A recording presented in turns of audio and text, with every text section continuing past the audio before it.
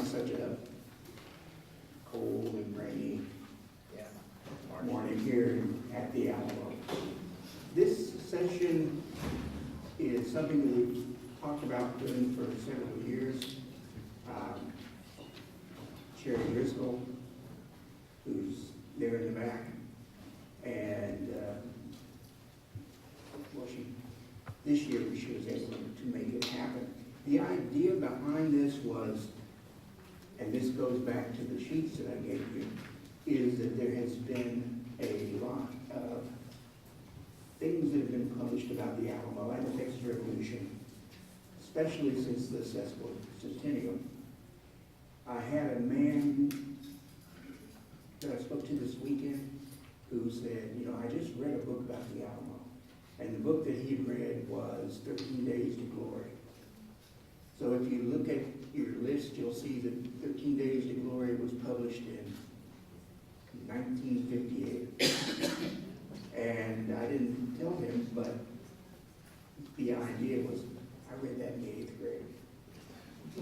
And there has been a lot of new material come out since then.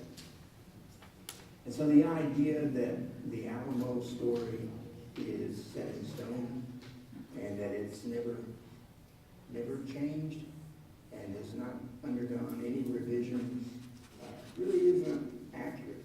So as you go through and see how the research has started to do, I think you'll see that there's a lot more information available than 13 Days to Glory. The Sesquicentennial was extremely important.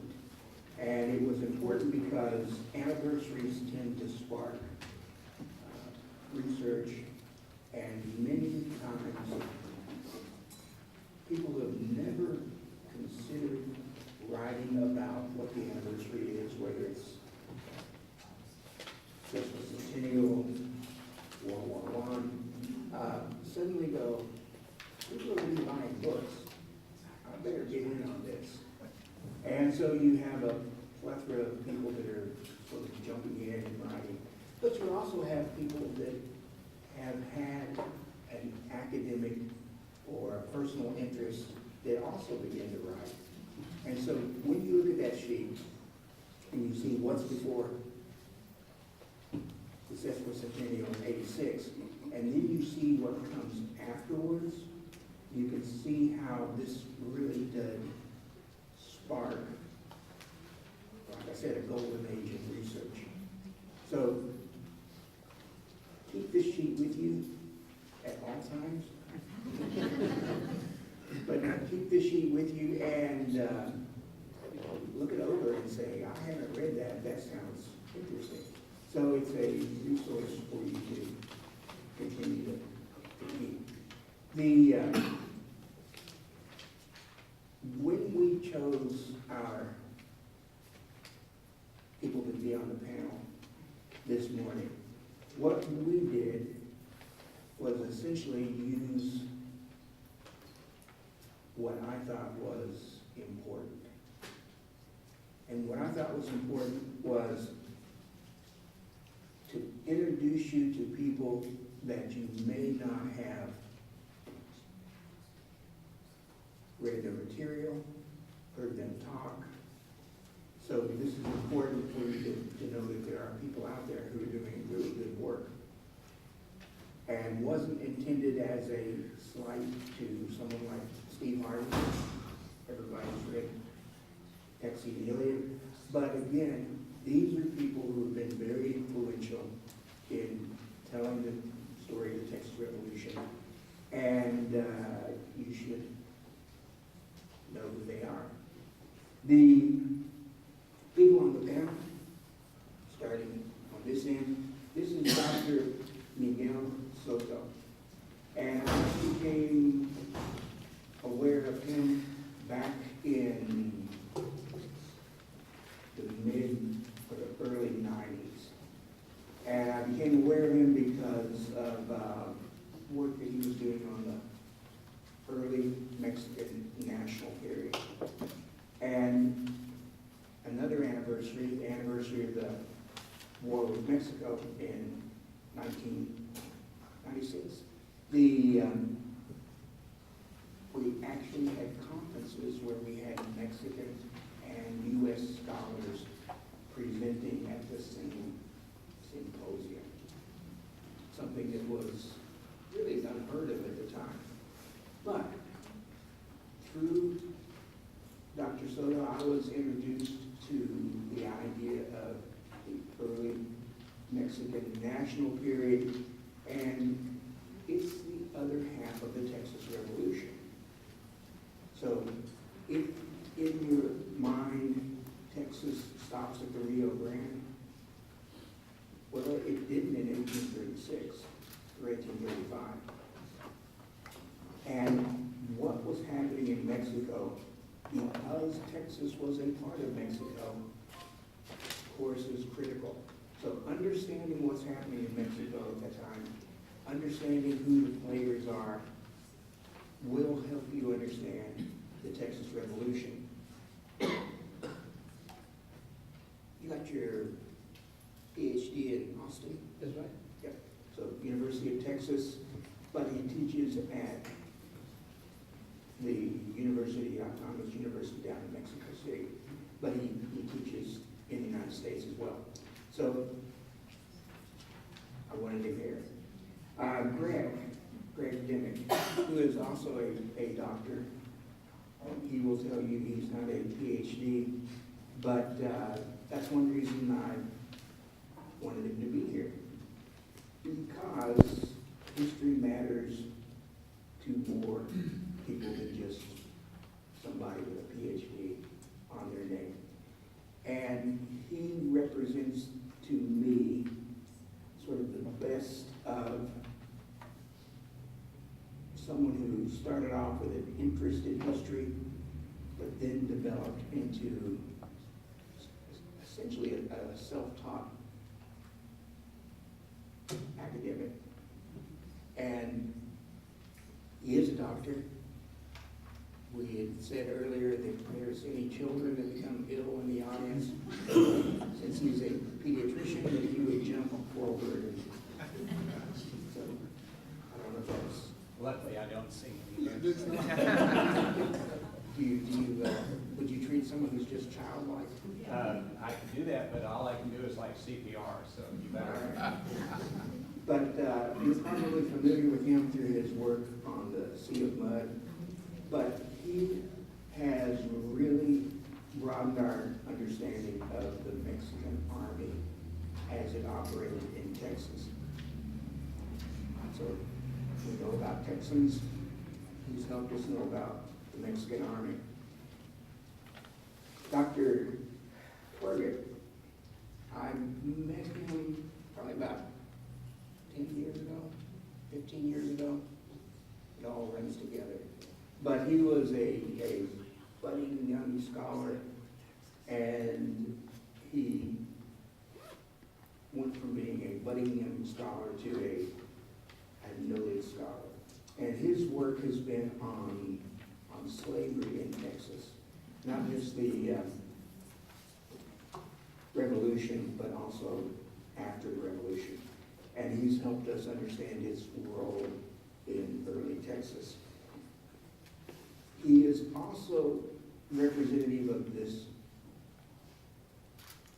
younger, I can't say that, I don't mean it as a derision, these young people, but he is a master of social media and using technology to teach.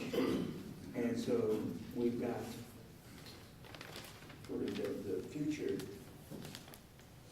of teaching Texas history there in the middle. So these are the people that I thought that you should be aware of. And what we're going to do today is I'm going to give them the opportunity to answer some questions.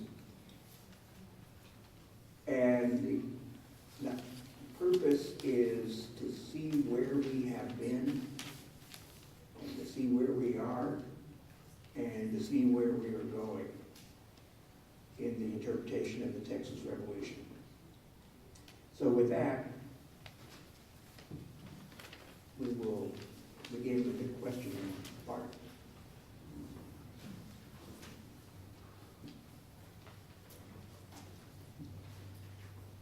I suppose we'll go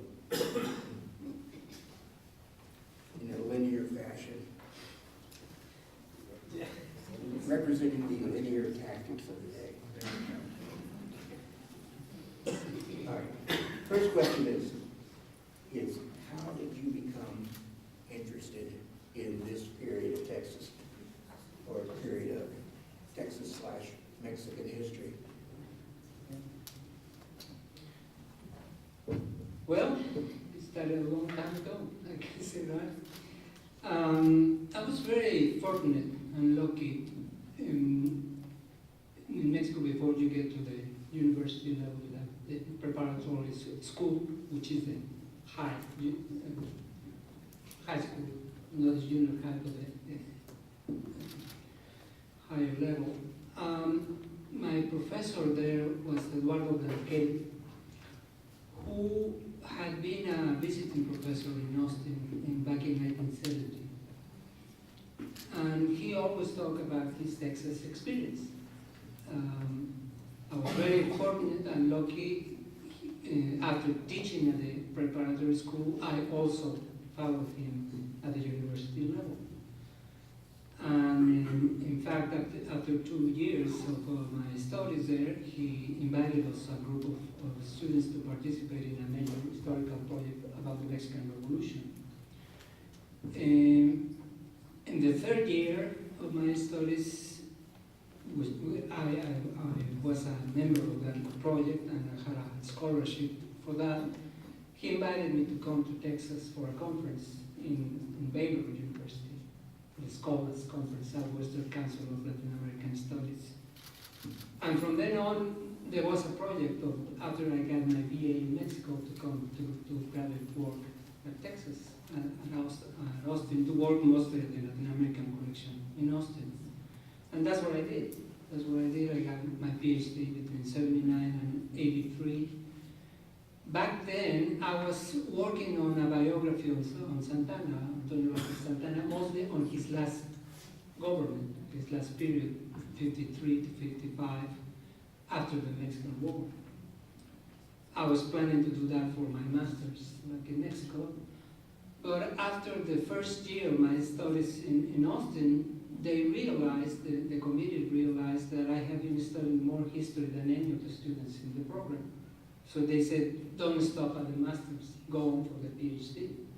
And that's what I did. I was very fortunate also to work in Austin with Dr. Nettie Benson, who that the Latin American collection is named after. It was quite an experience. She was an expert on 19th century Mexico. And when I began my studies at the University of Mexico, the BA, because of the project that I was involved with Professor Blanquel, I studied the 20th century, the Mexican Revolution. But all of my studies from the master's on were on the 19th century. And from then on, I knew that's what I wanted to do.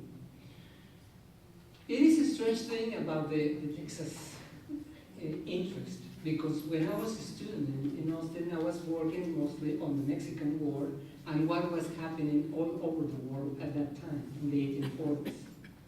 When I finished my degree and I went back to Mexico and started teaching, then I became aware of something that one of my pals in the courses in Austin, Robert Wooster, told me once. Miguel, you have the language, you have the knowledge, you have to study Texas history. I didn't pay much attention back then, but then I became aware of it. That there was a whole field, as you just put it earlier, that Texas was indeed part of Mexico, and the process of separation and even war didn't separate families and didn't break relations of centuries before. So yeah, I started working on what I was really interested was the role of Mexican politicians on the land grants and the colonization projects, and what role they have played in the process of separation. So that's when I learned about Zavala and all the others. And things that I have sort of have intuitions to during my teaching, then started to become real and true with the documents. At the Barker Center, as it was called then, the Center for American History there in Austin. Back in '88, after 5 years teaching in Mexico, I was invited to a Barker seminar for a whole month of teaching teaching American history for Latin American scholars. And that's when I really became involved with Texas history for real, I mean, with the documents at hand. And from then on, it has been something that has gone back and forth. I have developed some other projects on Mexican history of the period. But the thing is that those relationships just never stopped. Actually, they have continued, and they are as present as ever, even today, in many different ways, obviously. But the last few years, I haven't really worked very intensively on Texas history because of other interests that I have developed.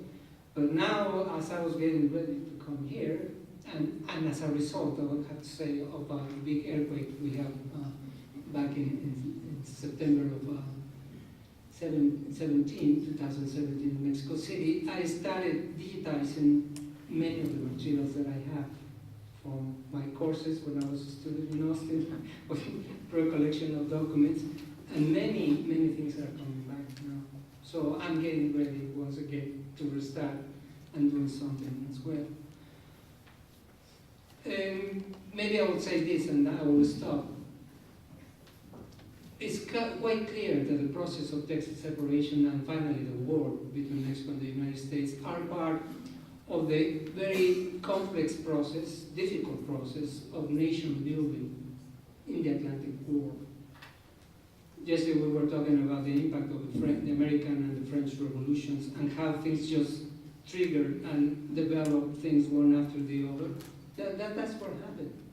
And how people reacted to those things and what role they were able and willing to participate with doing business and doing politics at the same time.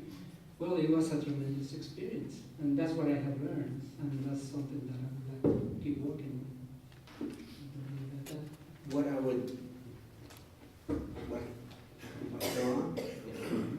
I would say is that, as you mentioned, that for Mexican scholars,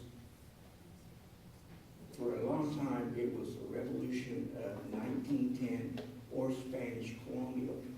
And what opening up the Mexican early national period does is often we blame everything on Antonio Lopez de Santana. And what this has begun to introduce us to is all the other people that are involved in this. And so this is why this is really important work. So, hey, I'm Andrew. So how I got interested in this topic. So I grew up in Houston, and so I, like all good kids in the state, took Texas history in 4th and 7th grade, right? And I remember in 4th grade, I was really excited because it was all about shooting at the Alamo. And so I remember actually coming here when I was 8 years old because I was born in Tennessee, and so a lot of my friends in the class suddenly made this big deal about they were native Texans and I wasn't from the States, so suddenly there was this big gulf between us. And I remember my parents taking me here and pointing out where Crockett and the Tennesseans were in the Palisade and things like that. And I was like, this is amazing! This is so interesting, right? And I rediscovered the 1950s Crockett movies that Disney did and all that sort of stuff. So I was like hooked in a huge way. And that changed by middle school. So when I was in 7th grade and went through Texas history again, now I was bored. And I was probably bored in general, so that's not blaming Texas history.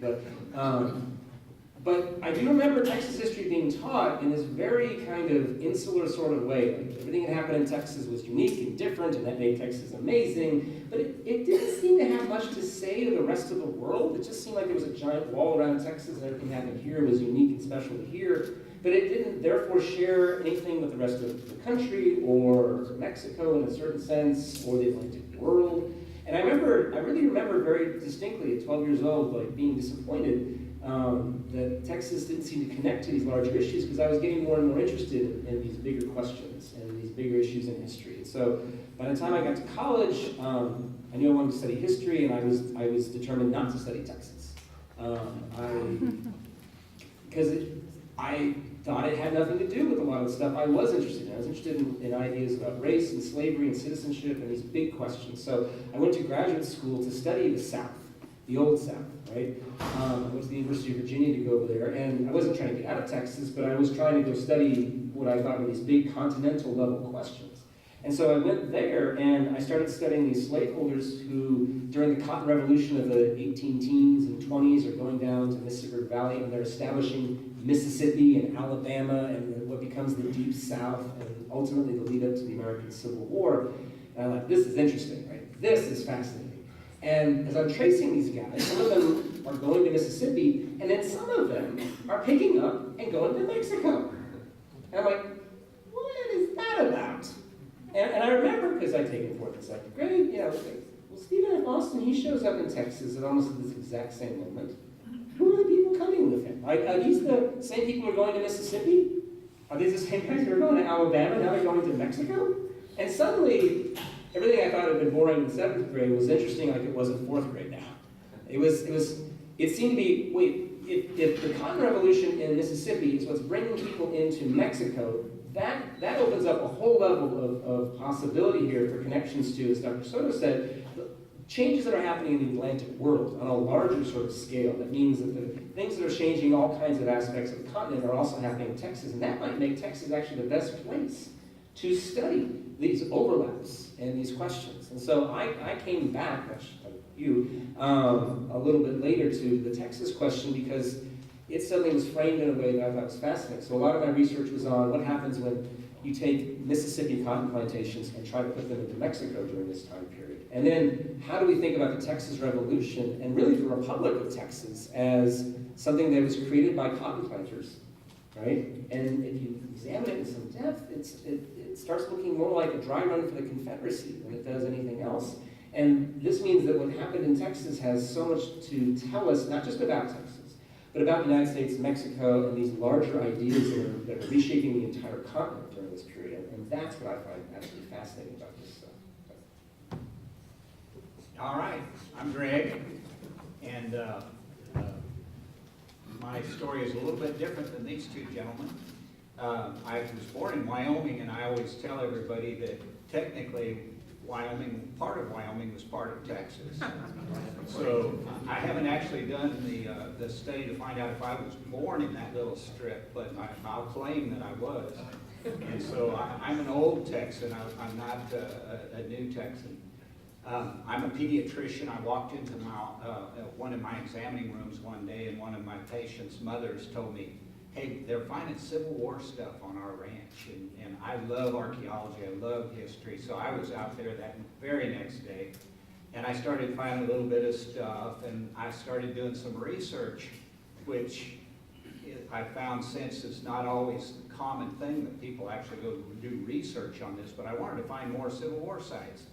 And I found about a little town called Spanish Camp, which is right outside of my town where I live now, Warden, and I started researching Spanish Camp, what army was there, and I stumbled across this book by General Vicente Filossola, who was the #2 guy of the Mexican army, and he talked about getting stuck in the mud after the Battle of San Jacinto. I didn't take Texas history, but I'd never heard such a thing. And I went and looked at Texas history books, and I couldn't find anything about the Mexican army getting stuck in the mud after the Texas Revolution. But sure enough, Filossola talked about being between the Bernardos, and Santa Anna used to talk a lot about fate. When he surrendered at Houston, he was talking about fate. I think it was fate that I found the Mexican army. We actually had a 2-week window that caused us to find the artifacts from the Mexican army. I went out to this lady's place who said she'd found a cannonball, and I know now it was probably a Civil War cannonball, had nothing to do with the Mexican army. But she told me, oh, my neighbors 2 weeks ago found a cannonball up at their place. If I'd been there 3 weeks earlier, it may not have ever happened. But do you want to see that cannonball? Sure, we want to see that cannonball. And the first day out, we found another cannonball, exact match of the first one, that the son had actually found at their place. And then we got the Houston Archaeological Society out there, and we did several archaeological reports. And I found that almost nobody knew that 2,500 Mexicans and 1,200 Mexican soldiers and about 1,200 to 1,500 female camp followers and 8 pieces of artillery and 12 wagons and all these mules, they all got stuck in the mud out near East Bernard, Texas, after the Texas Revolution. If you took Texas history, I almost guarantee you that you were taught that on April 21st, the Battle of San Jacinto happened. On April 22nd, Santa Anna was captured. He immediately wrote orders to the Mexican army, which is absolutely true. He didn't tell them to leave the country. They didn't obey him. He told half of them to go to San Antonio and half of them to go to Victoria. They ignored it. And they ended up, though, getting stuck in the mud. And by the time they got out of the mud, they were pretty much whipped. They really were. So to me, this was a huge story, a big factor in the Texas Revolution that had just been totally ignored. And the more I did research on it, I said, I've got to write a book on it because I know my papers will end up at some library or museum somewhere, and if somebody really looks hard, they might find them someday. But then they'd have to write the book, so I might as well just write the book. And then I ended up editing another book by Phyllis Sola that he wrote in 1838, and I just got the bug. I've already turned into my publisher, Volume 1 of 1835, The Mexican Army in the Texas Revolution, and 1836 is in the works. But what I discovered by going back and looking at Texas history books is pretty much Texas history, and we're talking about pre this new millennium and everything. What they used to do is go find old Texas history books. And they would get a bunch of them and just compile them and write a new Texas history book. But they never went back to the original sources. And luckily, the Mexican military archives were digitalized and put online, and I got into those. And I found just a wealth of information that the Mexican Army was so much better about documenting things than the Texans were. I've seen the quote, the Texans were too busy making history to write it down. And you could argue that that's true, but the Mexicans were very conscientious about writing stuff down. We're slowly getting people to accept that what they wrote down was actually what happened. And they were very good about documenting their stuff. You got to be careful a little bit. There's certainly some biases, but if you read Texas history, my experience has been that whatever there's very little in the Texas history books about the Mexican Army, and pretty much what's in there is wrong. I just about guarantee you that what's in there is wrong. So you can pretty much ignore what the old Texas history books say about the Mexican Army. But that we won't get into that right now. All right.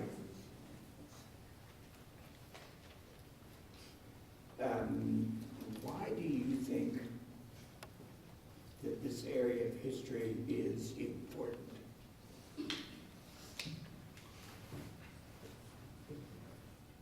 As Andrew said just a moment ago, Texas for sure is a good laboratory, mixed elements. For sure, I would say the area between Florida and Texas, including Louisiana, what I have learned through the years is that they were not the most important area for any of the European powers during the colonial times. I'm talking about 17th to 19th century. The fate of these lands was determined by the conflicts that those European powers in other parts of the world. And the outcome was determined by the terms of the peace treaties that were signed without asking people here what they felt. They just said, oh, okay, now you belong to Spain, or you belong to England, or to France. And that tended to change after the French Revolution and the wars that developed in Europe because of the immigration that took place. The immigration that the Revolution Wars produced and the Napoleonic Wars changed the situation in this part of the world. That got combined with the start of the Mexican Revolution with the Napoleonic invasion of Spain. So we are talking about geological conflicts that are taking place, but that are affecting specifically this area, this part. When the Mexican leaders of independence, Miguel Hidalgo and his followers, were captured on their way to Texas, on their way through the United States, they were going to ask for help and assistance. That's very revealing of the whole thing. They are trying to create a new order, a new political situation, a new nation, you may as well say it. But they were expecting and hoping that the aid of the American people and the new republic of the continent will assist them to come to the help. Well, that's very nice in an ideological and political aspect. But the realities were there was a lot of interest on speculation from the earlier decades on, and that just exploded when Mexico became independent because of the European situation. Mexico became independent in 1821 not as a result of the achievements, military achievements of the insurgents in Mexico, but of the political situation in Europe. The Spanish monarchy was collapsing itself, and the confrontation of interests between the nobility, the church, and the new liberal order that they were trying to establish. That's what determined that Mexico became independent in 1821. The very first thing that the new authorities did, they realized that Spain didn't recognize Mexican independence. They refused to do it, even though they realized that they were not willing or able to really take over the continent anymore. Well, that convinced the Mexican authorities of the new country to protect the frontiers, since Texas had been as a military base during the War of Independence. Several expeditions were launched against New Spain from Texas. The most important one was the one of Javier Mina, who organized his army in Galveston. So the Mexican authorities of the new country, because of a matter of priority to maintain the sovereignty of the new nation, they issued these huge grants of tracts of land in Texas in order to protect the border. In order to do that, they invited foreigners to establish in the colonies. For practical purposes, the new authorities of Mexico ensured the protection of the border with foreign colonists to establish.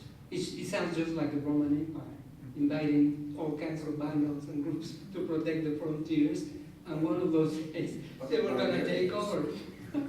But that's what happened precisely. There's a confrontation of ways of life. I used to say in the old days, well, it's a matter of demographics. Who were more willing to establish and protect to take over the land and use the resources? It's not as easy as that, because in New Spain there was enough people to send to the border. The case of a town like Hidalgo del Parral in Chihuahua, between 1750 and 1800, Hidalgo del Parral received over 50,000 people. Why? Because there was silver mining. So the economy and the settlements of pattern settlements in New Spain were determined by where the mines were. And Texas didn't have mines. You might say, well, California did have them, but there were not enough people or enough interested to make them, to exploit them. But in Texas, it didn't happen. Texas became very fast, very soon, an extension of the agricultural economy of the South in the States. And when those things came in conflict, that was it. The United States had the demographic potential to take over, and the Mexican authorities couldn't do anything. What that means, and that implies for the moment of the Texas Revolution, is to which extent Texas was not already lost, even before the military campaign started. Did you see the 9 grants that were conceded there was always an incapacity and a scarce population from the Mexican side from the beginning, from the outset of the colonization period to the time of the Mexican War. There's a very revealing document by Mexican President Jose Joaquin Herrera in 1845, trying to convince the governors of the different departments. There were no states at the time, it was a centralist system, the governors and the assemblies, to accept the laws of Texas, to agree to the United States in order to avoid the war. And one of the reasons he provides is, even if we have the military capacity of taking over Texas, how we are supposed to populate when we don't have enough people to even take care of our own states here. So that's very revealing of a reality, a situation that the United States had a democratic impulse, the demographic impulse and capacity, and Mexico just didn't do it at the time. Obviously, the conditions today have exactly the opposite. But that was the reality at the time. So, when you try to understand and follow all of these elements, well, that's what you come What I would sum up with what you said is what we tell visitors is that all history is connected. And where we've already seen this, where Andrew's saying, Texas is separate and it's nothing that happens outside of Texas really matters. The history it's connected to the present. So, if some of what Dr. Soto was saying, that sounds like today. All history is connected. So, Andrew. Well, so building on that, the question, of course, is why do we think this is important? And I teach Texas history every semester at UNT. We go from cave people to last week, right? So it's fast and furious. But the first day of class, I always tell the students what I wish I'd heard when I was in 7th grade is that I think this is one of the most important places to study continental level things because as both Miguel and Dr. Winters were saying, everything is connected. But with Texas, you have a place of overlap, right? You have a place of overlap between the Spanish Empire and then Mexico and the United States, right? But also, the Native Americans who lived in the territories, the Comanches, often called now an empire, but all these different places overlapping within each other in this particular geography where we're sitting right now. And what I try to tell my students is, if you want to understand the modern structure of North America, right? If you want to understand the modern borders that, I have to remind you, we're still debating and discussing today, right? In a very real and powerful way. What you have to understand is what happened here, right? Literally here at the Alamo, but here in Texas. Because the processes that brought Americans here, that Mexico is struggling with in its nation during this time period, the revolution that emerges, the republic that rises and then falls within 9 years, all of that leads to the U.S.-Mexico War, right? That creates the modern American Southwestern United States, takes 500,000 square miles of land from Mexico, and Mexico has had to deal with ever since, that the United States, bringing in that territory ultimately helps lead to the American Civil War that does end slavery, legal slavery in North America, and redefine citizenship in this country in ways, again, we're still debating today. But if you want to understand that line and that border, this is what I was telling my students, you want to understand what those things mean, you have to understand this history, right? You have to understand the processes and forces that made all of this possible. And that means big level things in terms of the British Empire and its interest in cotton and why it was driving economic forces in the United States and Mexico. But you have to understand ground level things and lived experiences too, like what happened with the army that's possibly going to retreat, possibly going to stay after the capture of Santa Ana and San Jacinto. All those pieces come together to try to create a story that helps us understand what happened here and why that matters, not just for Texas, but for the continent in a larger sense. My take on this question is a little bit different once again because I don't know the global picture. I haven't studied like these two gentlemen have about the American South and everything. I've got blinders on. Texas Revolution, pretty much just the Mexican Army. If you ask me about Alamo defenders, I really don't know. I'm not the person to ask. Now, if you ask me about the Mexican army at the Alamo, I can talk quite a while. But I like to say that some people worry about people like myself and call us revisionists. I have done no revising of Texas history. I like to consider myself a clarificationist. What I've done is clarified a lot of what happened that people didn't know. And to me, the details, I love the details. I love the facts. A couple little tidbits I'll throw out at you that I've discovered over the years. I almost guarantee a Martin Perfecto de Cos was not the brother-in-law of Santa Anna. It was a guy named Dramundo was his brother-in-law. And by the way, he sold stuff during the campaign for Santa Anna. He was the one that was in charge of the store here in San Antonio that was selling the stuff they captured. I want to make sure that you know that the United States did invade Mexico in 1836. General Gaines captured Nacogdoches. One other thing, Santa Anna always claimed that he was chasing Sam Houston after the Alamo. If you go back and look at the history, he wasn't chasing Sam Houston. He was more worried about what was going on in Mexico. His interim president, Barragan, had died. And Justo Coro took over, and Santa Anna didn't like that choice. So it took him 3.5 weeks to even leave San Antonio after the Alamo fell. He wasn't chasing Houston, and I've got documents that he ordered Philip Soto to chase Houston, and I believe he was going after some loot after that because he needed to help pay for this revolution. So there's lots of little facts. There's just a huge amount of stuff to be mined. If anybody ever tells you, don't go look at the archives at the University of Texas because for Texas history stuff, because it's all been looked at, they're crazy. There's so much stuff that needs to be looked at. I could sit down and talk with any one of you and assign you 10 different subjects to either write a book or at least a magazine article on it. It's just totally not been brought to light. So that's what's important to me. That's why I think that we need to work at it, the big picture, but certainly also just the little details. I think what Greg pointed out is very important, is that for such a long time we've looked at the documents that were in the papers of the Texas Revolution, things that we have easy access to. If you look at any of the 10-volume sets of the papers of the Texas Revolution, volume 3 and 4 are the ones that are usually falling apart. And why are they falling apart? It's the Battle of the Alamo. And so what happens to the lead up, people haven't really cared about. You know, what happens after San Jacinto, people don't really care about.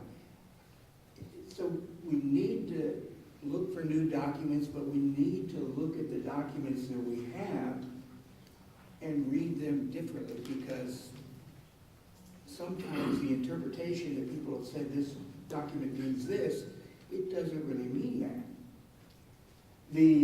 I used to get a question early on about, you know, what's the role of Indians in the Texas Revolution?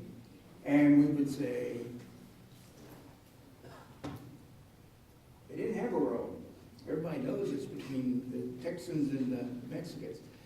But it goes back to Sam Houston. You know, the idea of where's Sam Houston during the Texas Revolution. You go to the IMAX film, and it'll tell you that he was busily building an army because the defenders here bought him that time. You start looking at the records, and you're going, no, he's out there treating with the Cherokees. Why is he treating with the Cherokees? To keep them out of the revolution from coming in on the side of Mexico. And even after San Jacinto and the Mexican army retreats to Matamoros, withdraws to Matamoros, the idea is the Mexican army is going to refit, and they're going to come back into Texas, and the Texans will be squeezed between the Cherokees coming down and their allies and the Mexican army coming up. Very important, as you said, you know, April 21st, everything's over. No, it's not over. So The question I'm going to ask you now is, what are the changes that you've seen in research and writing about the Texas Revolution? For my first sabbatical in '89 and '90, as soon as I got there, after being in the seminar that I mentioned earlier in '88, they asked me to write a review on Andreas Reichstein's Lone Star, the Making of Texas, which is a very comprehensive history of the land grants that were given by the Mexican government. He has a lot of problems and information on the Mexican side, but as a general overview of the speculation interest that developed on both sides of the border, that became a guideline for me at the time. From then on, I started looking at land speculation. I went back to see Dr. Barker's article on which he disclaimed that there was no land speculation interest at the time of the revolution, and he really went for it to try to prove that idea.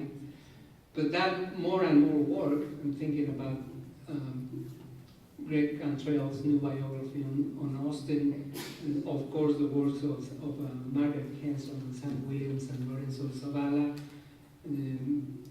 thinking about Edward Miller's New Orleans and the Texas Revolution. Works have put together some very specific interests that were participating at the time of the revolution. I would think that the most important proposals that are presented nowadays is the identification of very specific interests, which comes to mind what I was saying earlier. Obviously, people, when they write discourse and even history books, they tend to glorify their participation on the issues and talk about freedom and big ideas. But people are people, and they are responding to very specific interests anywhere. They were doing it at the time of the colonization grants before the revolution. They did it during the revolution, and obviously they kept doing it after the revolution. Going back to one of the facts that was mentioned just now, the importance of going back to the archives. I think we are living in a very interesting process nowadays, having access to so much information at once. Sometimes because of digitalizing documents, or because we know more about the guides and inventories of the different archives.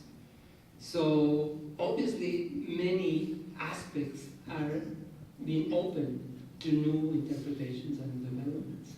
So yeah, I'm very hopeful and I'm very convinced that we are at the edge of a very different interpretation of all kinds of issues, not only of the Texas Revolution, but many other aspects as well. I'll build on that by saying, I think, to my mind, the biggest changes that have gone on in how we interpret the revolution and this period in general have to do with a deeper, broader engagement with the sources. The mass digitization of historical sources and archives in both Mexico and the United States has really opened up a lot of things. The diving in, you look at the new millennium list here, I'm looking at a lot of this stuff and I'm thinking, so much of this is people diving into particular moments or people and diving into the records to try to prove or disprove particular things.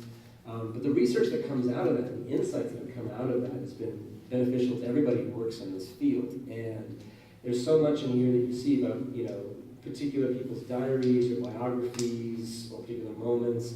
A lot of what's come out is just so much more from both the Mexican national, and the Tejano perspectives, right? You have so much more engagement in those sources, there's so much more depth in those sources that were always kind of there, but weren't engaged with the depth and breadth that they have been ever since.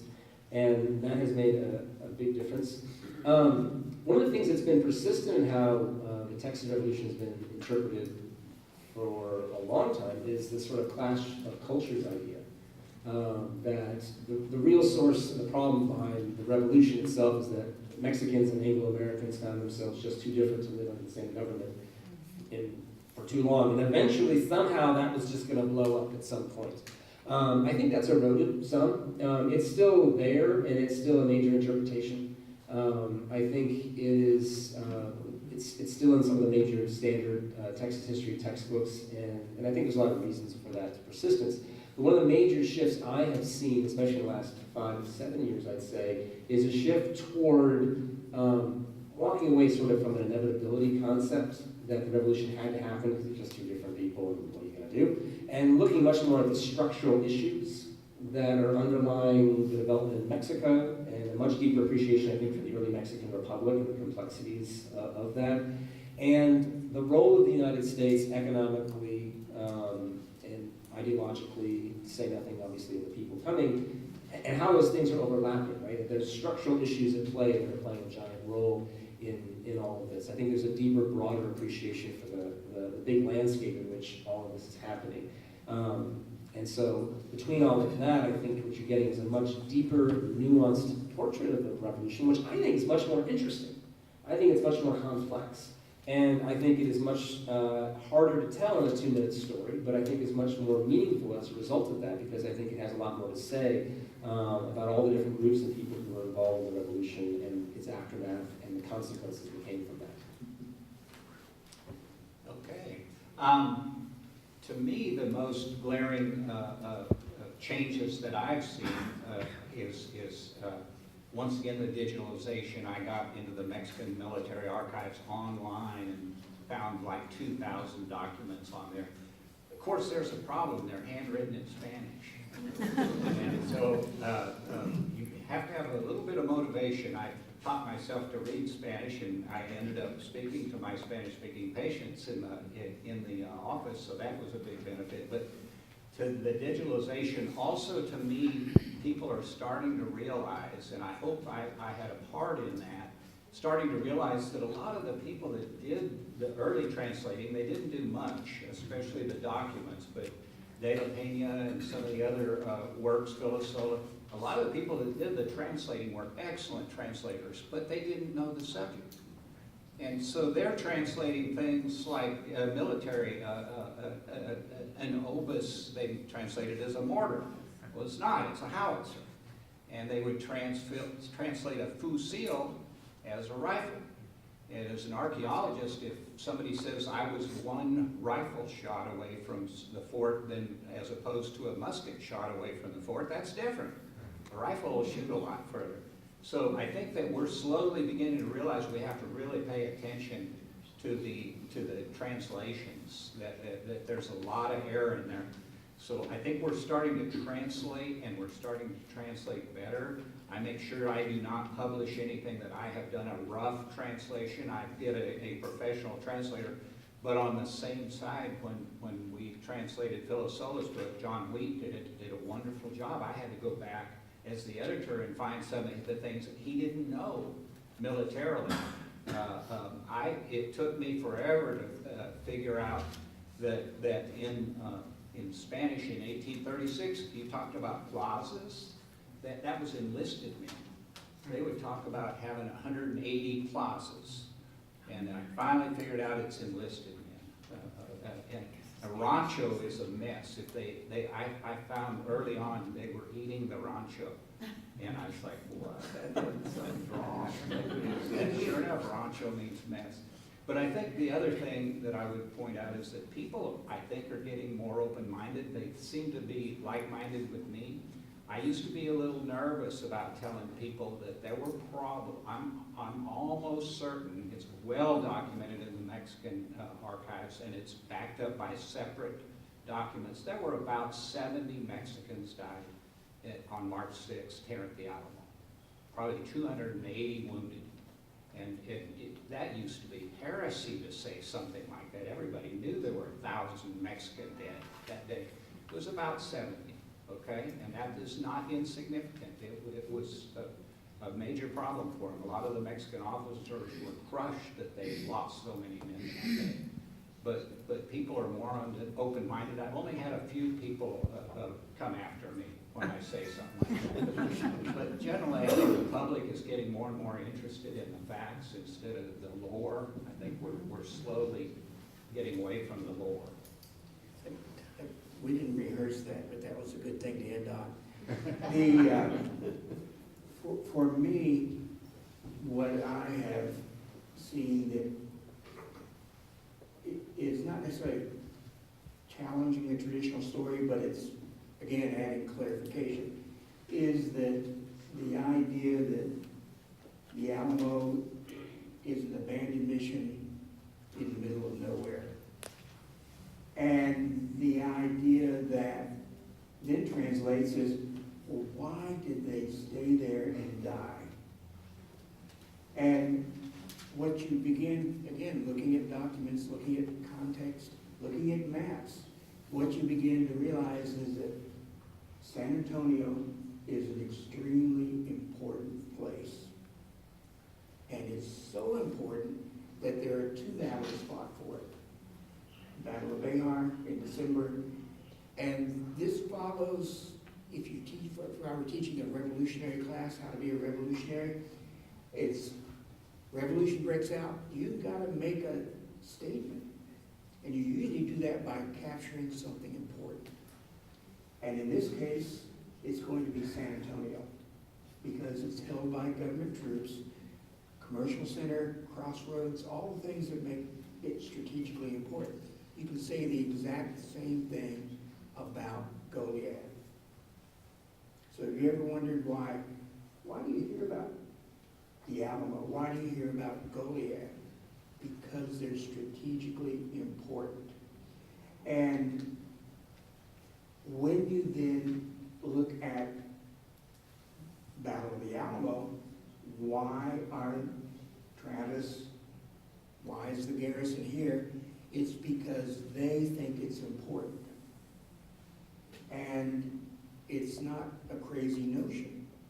Santa Ana says it's an important place and we have to take it in order to open up essentially the gate to Texas. So clarification, I think, is good. Traditional story is often an entryway to people. It is part of our culture. I brought when I was, even before I was here, I brought my nephew to the Alamo, and I stood him down by the brass line out in front of the church, and I told him the story of Travis. I know that probably didn't happen now. In fact, I know it didn't happen the way that it's been described, but it's an important thing, and that's what we use history for sometimes, is we use it to understand ourselves. Sometimes we use it to explain who we think we are. But I have seen so much start to change in the interpretation of the Texas Revolution. Again, past 25 years, it's been very refreshing.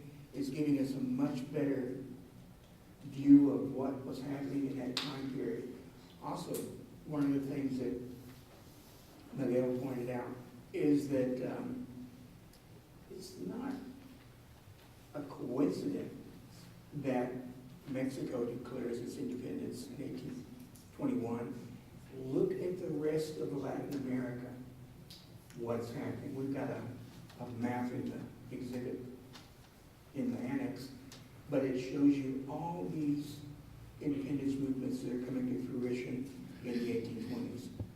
So it's all together.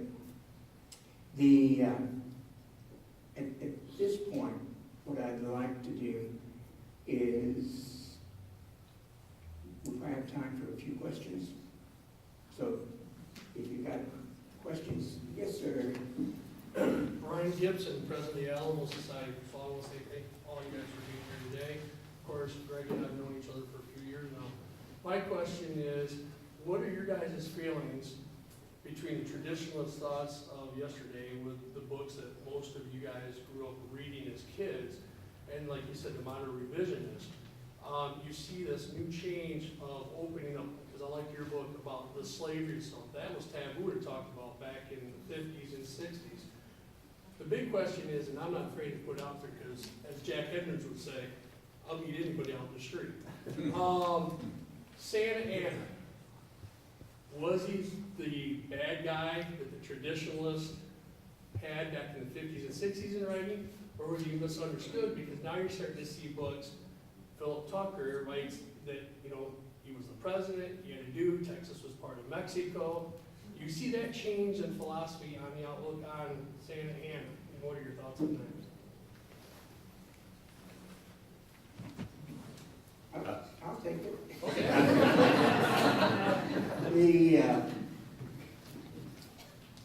The problem with Santa Ana is that he becomes very, I will say this, he's a brutal person. But you have to look at him in his time period. And I'm not saying, let's psychoanalyze him. But I'm saying he's living in the early part of the 19th century, but he's very much 18th century. And so he's doing the things that 20 years ago, 40 years ago, would have been perfectly acceptable. But we talk about the French Revolution, the American Revolution, the idea of what you do with prisoners has shifted. And so he's operating under the old principle, but the public perception now is you don't do that. The problem, as I said with Santa Ana, is that it's easy to say he's the bad guy in this story. And I'm not trying to say, oh, he's misunderstood. But the problem by singling him out is General Cos is his brother-in-law. And you see this in books. It was a blotch on his family's honor. And therefore, he had to come to San Antonio to correct that wrong against his family. No. Yet he's in the middle of a Mexican Civil War. And that's what we tend to tell people about the Texas Revolution, is it's an event that's occurring within a Mexican Civil War. And so, yes, he, like you said, he is coming here as that functionary who's going to put down the revolution. But by assigning him all these negative traits, it's missing, you're missing, well, who's Gomez Farias? Who's Lucas Alamán? Who are all these other people in Mexico that are part of this event? And so it becomes a very easy thing to say, he's the bad guy. It's kind of like saying, he's the bad guy and everybody else were good Mexicans. He's the bad Mexican. And so by understanding him and his role, lets us essentially know more about, the broader picture. I would add a little bit that he was a very complex individual. And you got to remember that he was trained under Arredondo here in San Antonio in 1813. And he came up, I believe, with the same attitude that Arredondo came up with, that these Texans have attacked our troops, they've killed our troops, they've done a lot of damage, which was absolutely true. They murdered the governor, after all. Yes, yes. And so he came up with the attitude that he was going to punish them, and he was old school. I also have found a few little details, like one time they described him laughing hilariously when a bunch of mules, cargoes dropped off mules when they were crossing a creek. I think he was a little manic depressive. I think he had a little some things about his personality, but I think he was a very complex individual. I think Sam Houston was a very complex individual. I think you could almost write a book half and half on the various traits. Sam Houston had a lot of people didn't like him. for different reasons, but it was still, they were very complex individuals, but they were obviously both leaders, natural leaders. People followed them, especially the common people. And one of the things we sometimes see is, Santa Anna, the self-appointed dictator. You can't become a dictator by appointing yourself. You have to have somebody who's standing behind you. And again, that's the point of who are these other people. The other thing to remember about Santa Anna is where in U.S. history we have this thing called the Age of Jackson. Well, essentially in Mexico you can say the Age of Santa Anna because he exists before the Texas Revolution. He exists for years after the Texas Revolution. Now the question I'll have for you is, when are you going to have the Alamo Journal archive digitized and available for everybody?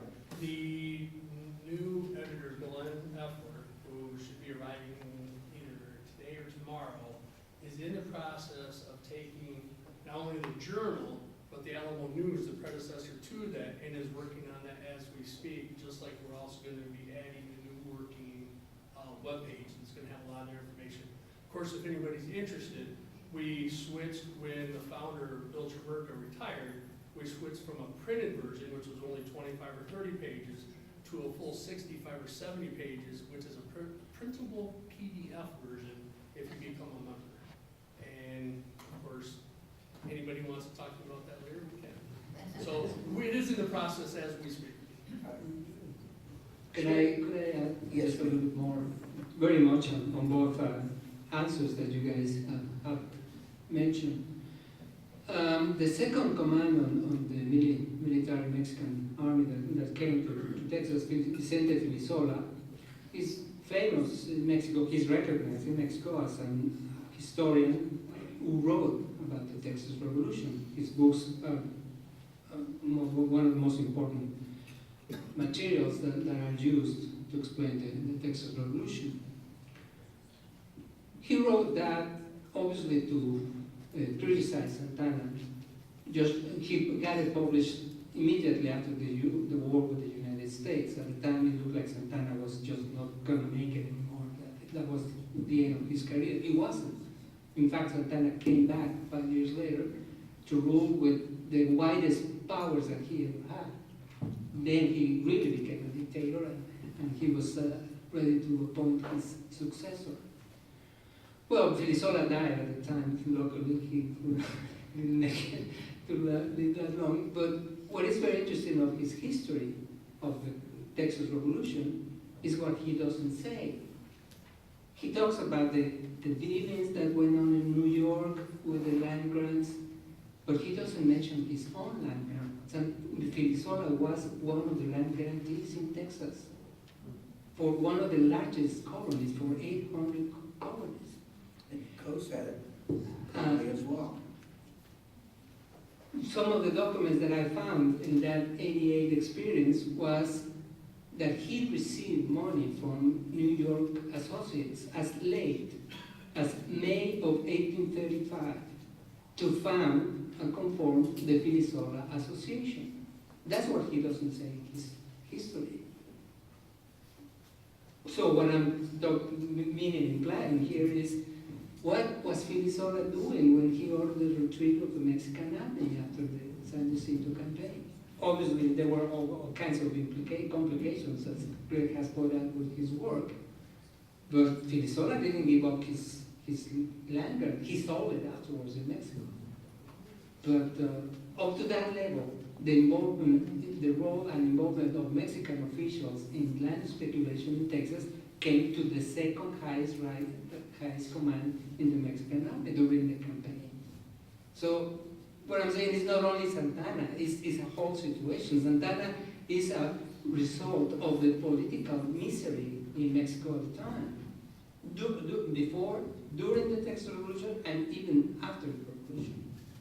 So, yeah, it is a very, very difficult situation.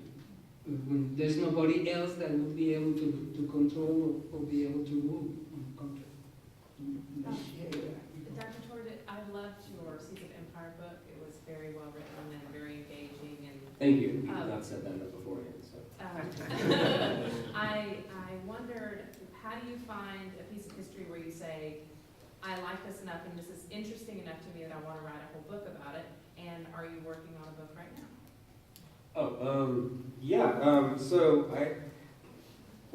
I don't know how you pick something that you're so fascinated with that you won't let it go, because you live, for all of us who've done this, and you live with these things for sometimes upwards of a decade.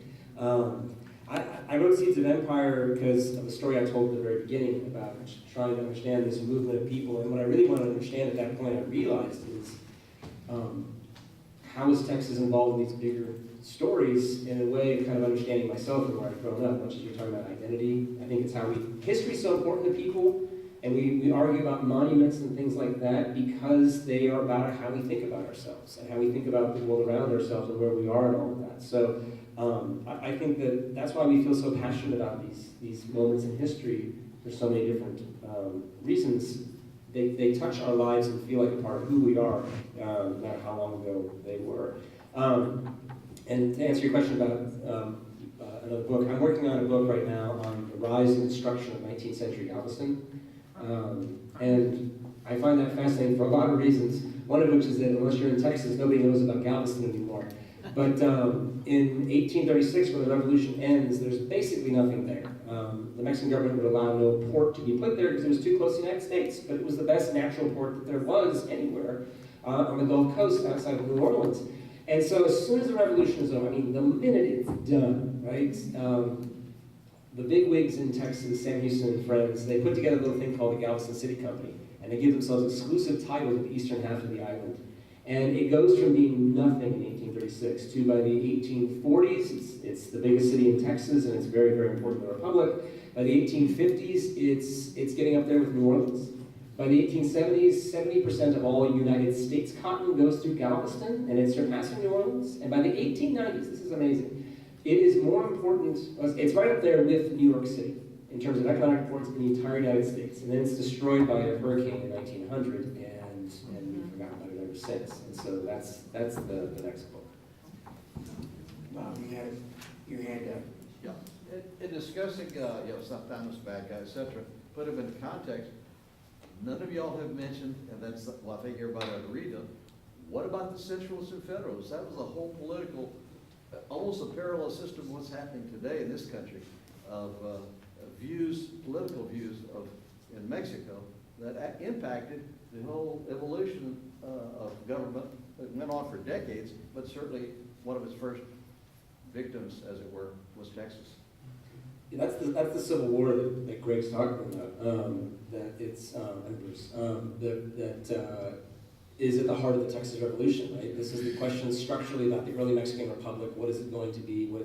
How is it going to survive? These struggles within Mexico between the states and Mexico City, right? And what is all that going to mean? I do think that's a thread that, as we talked earlier about what's changed in scholarship on the revolution, has really come to the forefront, right? And so, as Bruce was saying, that's the context in which you give it. That's when I lecture about the Texas Revolution, the first thing I tell my students is, write this down. It's a civil war within Mexico. That's what's happening, right? And Texas just happens to be the only state within Mexico that successfully rebels and then secedes. That I think is absolutely the dead center of this, but that's the question we were talking about earlier about putting this into these broader structural contexts, right? About Mexico and the United States and how those are important overlaps that if you don't have, so much about what happens here in Texas during that period doesn't make a whole lot of sense, because why are Anglos and Tejanos feeling so strongly about this? Because they're both ardent Federalists, and that comes from their experience in the 1820s and 1830s, struggling with Mexico City and wanting autonomy in their own particular region, and that has a lot of implications when it comes to the development of cotton and slavery in the region and things like that. But that's the same reason people in Yucatan are rebelling as well. That's why people in Zacatecas rebelled as well. The brutality that Santa Anna brings to Texas, yes, he learns that as a lieutenant with Arredondo, but he's taking it to Zacatecas as well, and he's destroying people there with the brutality that that's just how he operated, right? And so you have to have that broader context to understand figures like Santa Anna, and you have to have broader context to make the things that made sense, that happened here make sense, because when you talk about figures who are leading the Texas Revolution, either from the Anglo or Tejano perspective, they're putting it into that broader context. And that's why they're debating here in Texas, are we fighting for independence or the Constitution of 1824? Virtually everyone's saying the Constitution of 1824, except a small group of people, until Santa Anna invades, and then it's like, oh, maybe we should do something else, right? But like, there's a fierce debate because they're putting in this broader context of the Mexican nation at this time, which is at the center of all that development. A good example of that is Urrea and Filosola. Filosola was, as far as I can tell, was not very political. Urrea was highly political. He was from Arizona, and he was a big Federalist, and he was critical of Filosola for retreating. But he was at the head of the retreat. He retreated faster than anybody else. And I think he saw opportunity. Santa Anna's a captive. The Centralist Army is in Texas. Let's make sure they stay there. He did everything he could to keep them there. He got himself appointed commander of the army, which didn't last very long because they saw through him that he wasn't going to go back and capture Texas. But that Urrea being a Federalist was huge. I think all his criticism is highly suspect of Filosola. I think it was all politics. He was trying to make sure to do anything he could to keep the Centralists weakened so he could go back and rebel, which he did several times. He led several rebellions in Mexico, captured Mexico City one time. I started my intervention earlier today by saying that all of these movements and conflicts that are happening are part of this very complex process of nation building in the Atlantic world. That's what I have learned. It was very easy to create these images of federalists and centralists. It was much more complex than that. At one point I said it was not either political principles, neither their involvement in Freemason lodges that what determined the political activities of these people. So one day, when people in our conference asked me, so what was it then? Interest. That's why we started working on the public notary registration. You tell me who are you dealing with, and then I will tell you on what side are you in. And it was changing all the time. It was not only Mexico, it was not only Spanish America, even the Spanish metropolis, it was the Atlantic world. When they were defending Houston, Ponce, and Zavala, the right of Texas to rebel against Mexico, they were not considering their own land. And Ponce immediately became defender of the national government against South Carolina, which was his birthplace. Houston became a defender of the federal government against the secession with the Confederacy. That's what I'm talking about. Those are very complex processes in which these people were involved. And at one point they were defenders of certain principles, but at a certain point they were on the opposite side. That's it. I understand history as an explanation. Before anything else, it's an explanation. I look for a search for an explanation. If we are not capable of doing that, then we are renouncing to try to understand what was going on. It was a very complex situation, for sure. There were no easy answers, and their interests that they were involved with, make them act in a very bizarre and sometimes crazy manner. Santana is the most representative, but he's not the only one. Many people that were behind him were acting the same way. So yeah, it takes a lot of patience and distance to be able to try to understand what was going on. That's the world we are dealing with. We go back to that universality of what's happening at that time. And we go back to Santa Anna. Early on, Santa Anna says, I'm an ardent Republican. And he's involved in several rebellions against centralist administrations. 1832, in Texas, we always go, well, that's Travis and Anahuac, and we think of it as a localized event.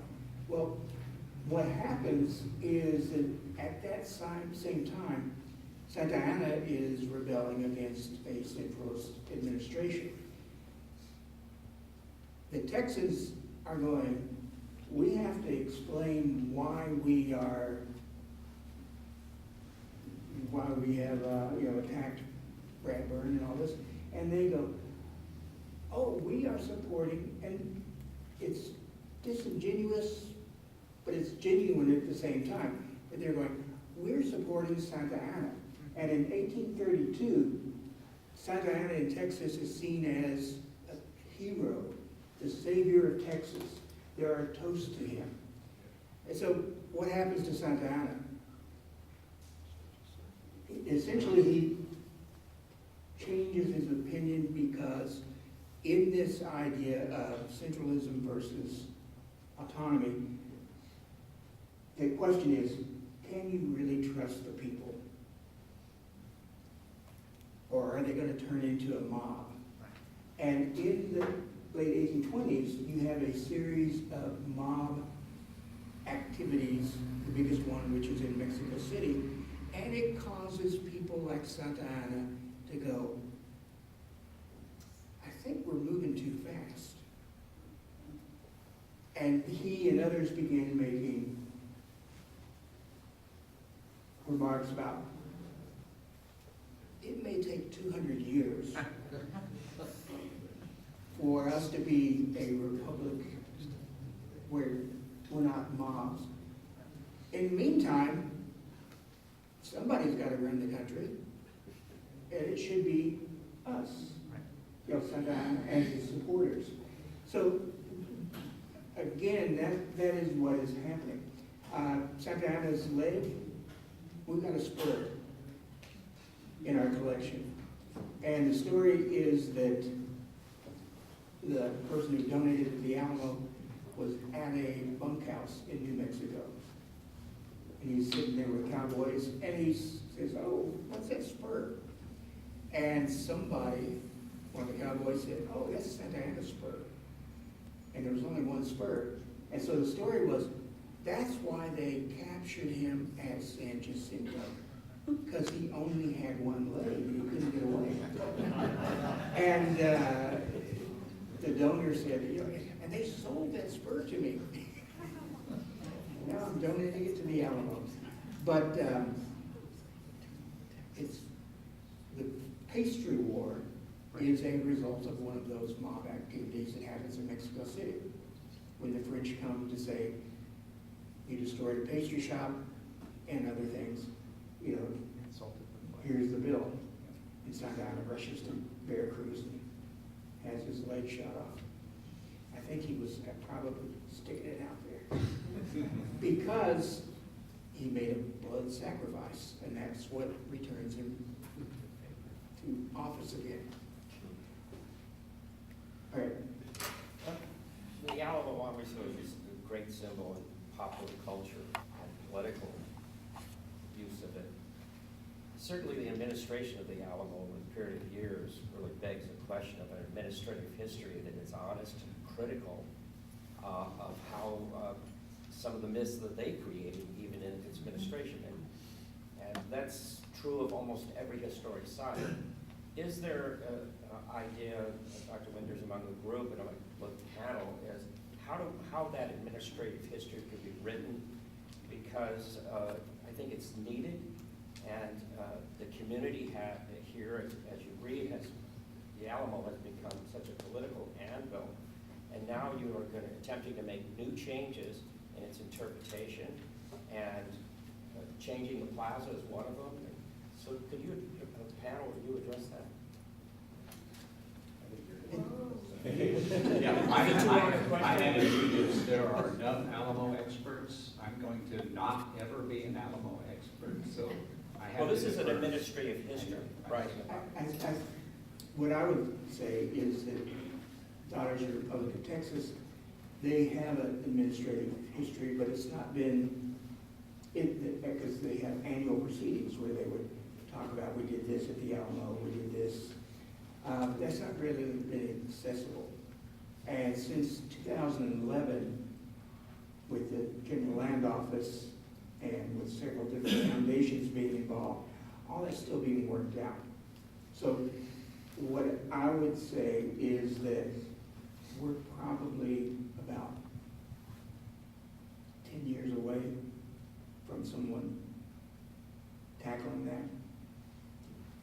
But it will be done. There was a question back there. Oh, sorry, I didn't mean to interrupt. Okay, I was wondering how you can provide transparency while writing a book. You had mentioned that you find biases within the archives and the different sources that you're using. And as a grad student, I've been practicing different methodologies, and transparency in acknowledging the biases is very important as a public historian. So I was wondering how I could go about, in my own writings, of executing that transparency of there are biases and that you even have your own biases. Sure. I think that that's an important question, and it's if you're being as honest as a historian can be, you need to acknowledge those things as honestly as you can in your book, right? And I think a lot of us try to do that in the context, and we write the footnotes and things like that. One of the things that I do is I build a lot of digital projects around usually my book projects, and so I tend to try to make as many of my sources available as I can in digital form, so that people can go find and look and read, and they can decide what my interpretation is, if it's accurate, or if I have my own bias that they're interpreting. I think that's a powerful thing. But I don't think in my experience, there's no one perfect way to do that. I think the most important thing is to have the spirit of trying to be open and honest, and to try to be as transparent as you can about what you have and what you don't have available. But I think the digital age does make it possible for us to give those sources to people who you otherwise couldn't have. You've always had footnotes, right? You look at these early works, and you could have gone through some of their works cited pages or their endnotes or their footnotes and try to recreate the research they did, but no one's really going to do that. That's a difficult bottleneck to try to go access that stuff. Whereas with the portal to Texas history, as one example, the mass digitization of historical newspapers, I mean, in subjects dealing with Texas, there's so much now available online that people can go in very short order form, go look at the kinds of things that all three of us have looked at, that Dr. Winders uses for his own work, and decide what you think of it, which I think is very empowering. One of the things I love to teach at UNT with my students is we'll take a footnote, and I'll have them go research all the different, go read those documents for themselves, and then come back and tell me, do they think the interpretation that author had was correct? And it opens up a world to them of saying, like, I can do this myself, I can research this myself, I can interpret this. And then they realize too that all of us are making interpretations. We're all deciding how these things fit together, and what those things mean and what to emphasize. And so as long as we're open and transparent as we can in that process, I think that's the best that we can accomplish. Also, you can find documentation by the same people at different times, and you can tell that their bias was stronger or less. Santa Anna wrote 2 different reports immediately after getting back to Mexico in 35, or in 37, I think. And his first one was just a letter to Tornell, the Secretary of War, and it didn't seem all that biased, and it's published in Castaneda, but I didn't even realize it was in there until I stumbled across it. I knew of it, but then he wrote his representation, his manifesto, and it was very biased. It's all covering his own rear end. Urrea and Philosopher, they're very biased against each other, but you can't ignore those sources because they're full of wonderful material that has nothing to do with their argument. It's just vast amounts of details. So you just have to prepare the reader that certain sources. Also, then again, you find other sources that didn't seem to be as biased. They're just telling the story. I would say Sanchez Navarro was one of the great recorders of both Alamo campaigns, and he's almost been ignored, and he has a lot of wonderful material, and he didn't seem to have a lot of bias at all. He was a little bit against Santa Anna, but almost everybody was a little bit. I just have one quick question for Dr. Target, is it? How many men who died at the Alamo were still slaveholders, or were there any slaveholders of the men that died in the Alamo? Because I read that they were mainly Southerners. Yeah, And that's a good question. I should know that, and I've never sat down and tried to figure out who in the Alamo themselves had connections to slaveholding themselves. The thing I would tell you is 90% of the people who came to the Anglo colonies in Texas were from the South. So the reason I asked that is because I had read that Mexico had abolished slavery in 1824. And if that's correct, was there a connection between the Battle of the Alamo and the people in it who were Southerners? That's what I wondered about. That's a great question. So I spend a lot of time in the book dealing with exactly that sort of stuff. Short version is, in 1824, Mexico did not outlaw slavery. That's the national constitution. They made it an issue for states to decide. Then the state constitution of Coahuila, Texas, outlaws slavery, but really slowly. They enact this sort of gradual emancipation idea. And so then the American slaveholders in Austin's colony, because they're growing cotton, they brought Mississippi to Mexico, is how I describe it. And that's what they're doing. And so they need to keep slavery alive, so they come up with this shenanigan ruse to bring in slaves as contract labor. So it's not actually slavery, it's you have a 99-year service contract. After which, of course, you can go retire, have fun, you're 100, do what you want. So slavery was kind of outlawed in Mexico, but kind of not. And in 1829, you have Vicente Guerrero, the president, using emergency powers under the Spanish invasion. He outlaws slavery across Mexico, and then they rescind that for Texas, the only place that has slavery. So it's often said Mexico outlaws slavery at different times, and it kind of does and kind of doesn't, right? And this is the struggle that happens, getting back to the Federalist question. And the Anglo-Americans who are in Texas are ardent Federalists. They love federalism because they want the states to have the autonomy to make these decisions for themselves on these kinds of issues. For them, slavery is one of the main ones, not the only one, but it's one of the main ones. So when the Anglo-colonists who were involved in the Texas Revolution, they're interested in states' rights for Texas during this period, much like when we lead up to the American Civil War, that has mostly to do with slavery and the cotton cultivation that that supports, right? Are they fighting here at the Alamo specifically for slavery? Well, there's no immediate threat to slavery in 1835, 1836. Mexico's not passed any new law about that particular issue. But it's enmeshed in these bigger issues of centralism and federalism and autonomy, and what does that mean in the future of this region? And so you can't disaggregate those things very well. They're all tied together. And infusing one another, which is why those bigger structural contexts are really important to understand when you get to understanding this fight. Tornell wrote one time to Coase in Texas that they might have to take the slaves away to punish the Texans for being so bad. He said we might have to free their slaves. And then there was some mention of using the slaves and the Indians to fight against the Texans. They thought they could get all the freed slaves and the Indians to fight against them. Well, so when Santana marches into Texas, he actually sends a letter down to the Minister of War in Mexico City saying, all right, we're freeing the slaves. Like that's a war policy as he's marching into Texas. And there are actually plantation owners in Veracruz who then write letters saying, well, can we have the slaves then? Because we'd like to grow cotton down here. I mean, they won't be slaves, they'll be peons. But whatever, we need them, bring them on down. So that's an open, policy of Santa Anna's he's marching in. Not because he's anti-slavery specifically, it's because this will destroy the colonies, this will destroy this presence, and I'm just eradicating this problem.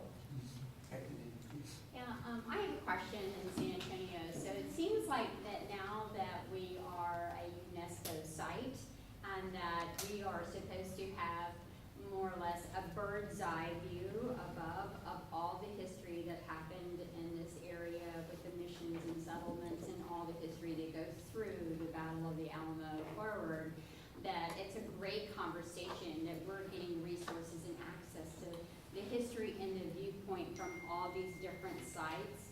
And it seems like it's a huge responsibility of the curators of the Alamo and the missions and the state of Texas to make sure that all those viewpoints from all the different resources are going to be available to people that come from all over the world. And it doesn't become just a one-sided viewpoint of a history in the future. So I applaud all of you for all the research and everything that you're doing, and that the conservators of the Alamo and everyone to be able to open up all records and having all viewpoints. And I'm hoping that they're all going to be part of the the program whenever the Alamo is open to the world. It is a bird's eye view of everyone's site. We have limited display space, so that kind of limits what we can tell.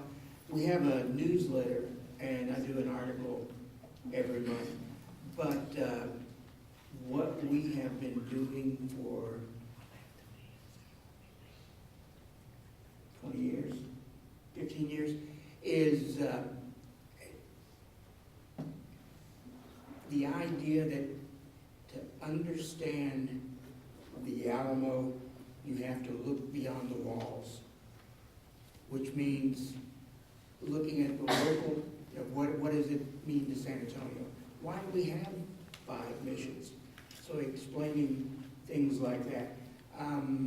Regional, connecting it to Louisiana, connecting it to what is now Mexico, since we were part of Mexico. Internationally, you can, as you see, heavily on what does this mean. Had a lady, overheard a lady in the Long Barrack looking at the International Revolution, and she said, "You mean Napoleon had something to do with the Battle of the Alamo?" And it's like, yes, yes. We got that right.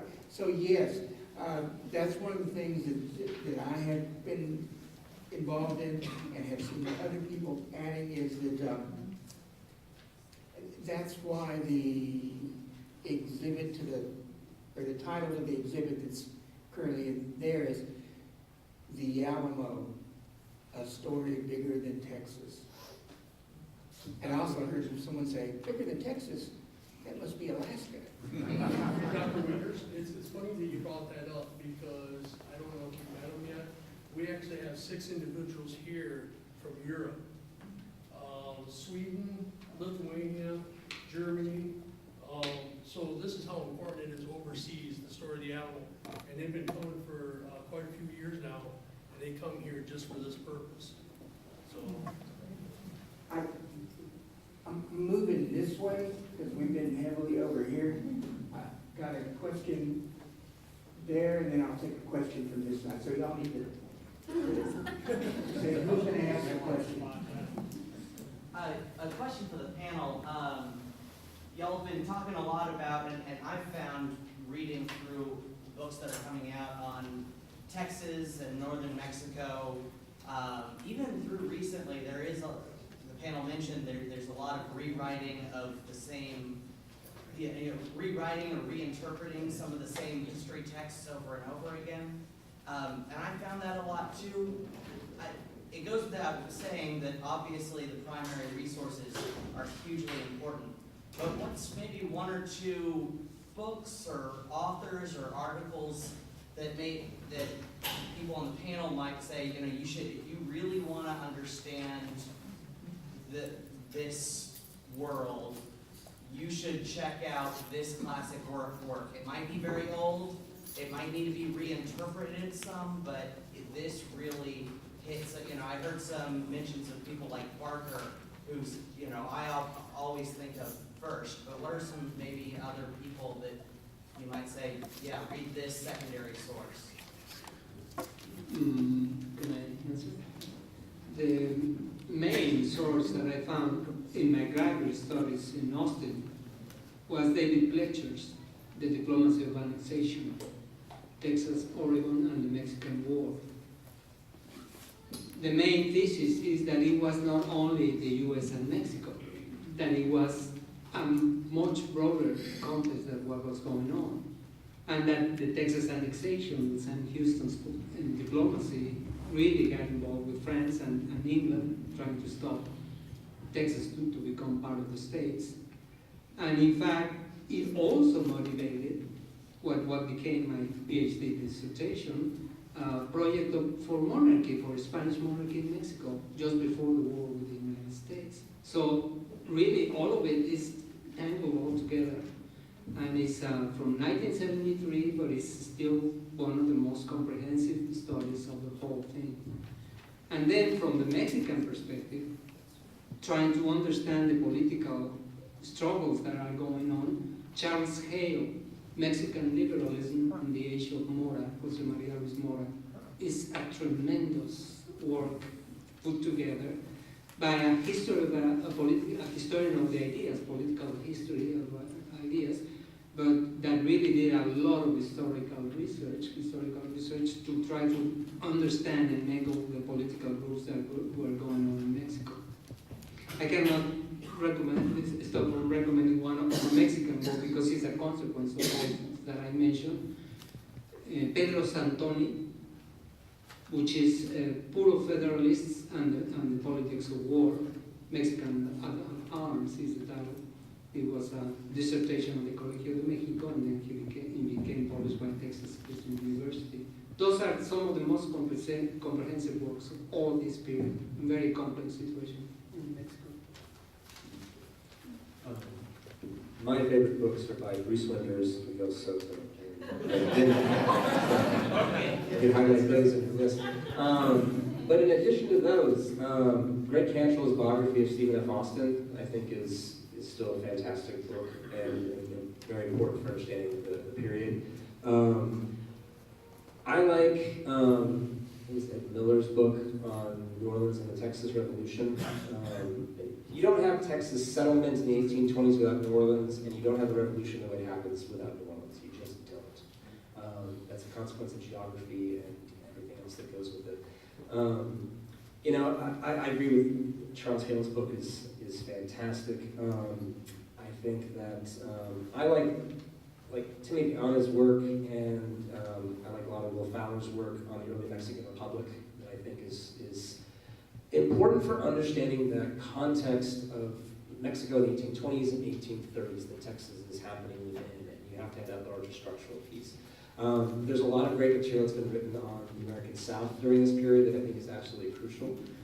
Walter Johnson's works, Soul by Soul, is really good. It's about slave markets in New Orleans, but it's about the larger South. And then Walter Johnson's River of Dark Dreams, which is about the creation of the Cotton South and the Cotton Empire that Texas is on the periphery of. I think those are crucial contexts for the stories that we're telling here. And I would say very briefly that because I have such blinders on, and because I'm writing a book on the Mexican Army and the Texas Revolution, I have not read the Texas sources, but from the Mexican side, I recommend Philip Soto's memoirs. He didn't write those till 48 and 49, and you need to realize that he wrote two separate books, and he titled them the same title. And the first one, the publisher was Raphael, and it's translated.